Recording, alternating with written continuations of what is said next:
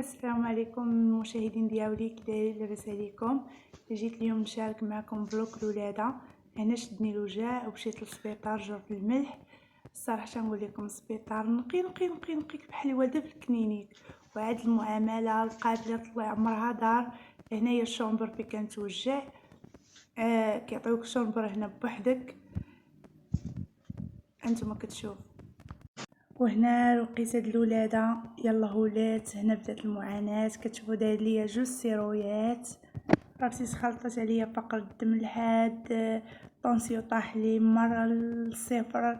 عرفتي واحد الحاله ما نقول لكمش. ومن بعد معاناه طويله، راه من الظهر حتى فات طلع حتى قربت المغرب، عاد طلعوني هنا للشومبر. كاين 2 شومبرات في الغرفه، مشمشه زوينه مهويه. وهنا كملنا الرحله ديالنا لسيدي قاسم.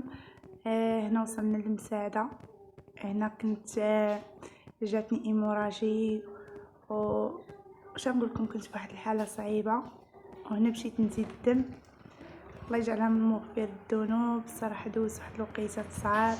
هنا وصلنا لسيدي قاسم، دايرين 2 كيسه ديال الدم. الصراحه دايرين الدم تحاليل، عرفتي يديا تكذبوا كلا ولا صا يديا بجوج ومشيات بجوج، من اللور ومن قدام كترجعوا زروق مدكدكين. مازال غنشارك معكم على سكرفيس في سيدي قاسم ولا طبيب، عرفتي راه العقل مابقاوش يلقاو باش يديروا لي التحاليل. يدي ولات زرقاء، وكنتسنى دابا باش يجيو يقولوا لي خرجي. هي عاد جات عاوتاني دارت لي هادي. انا بغيت غير نفهم الاسعاف غير من جرف الملح لسيدي قاسم 250 درهم مازوط، واش ما كيتقاوش الله وما مجهزاش. هنا وصلت لسيدي قاسم، بداو يزيدوا لي الدم. هما ديك الساعه زادوه ليا. وبغيت نقول لكم شوفوا البياصات في سيدي قاسم. البياص ما عنده الشراس، عرفتوا البونجات ديالو اللحاف ديالو راه ما نقولكمش راه حالته ما فيه ما يدار. شي لحافات عاملين دم، شي تكون غادي صحيح تجي مريض، قسما بالله تزيد تمرض. طاح فيا واحد البياص ما عندوش الفران. تصوروا معايا كيبقى يلعب بيا. واحد المره كنت غنطيح، شدتني واحد المره كنت غنطيح انا والطربيه.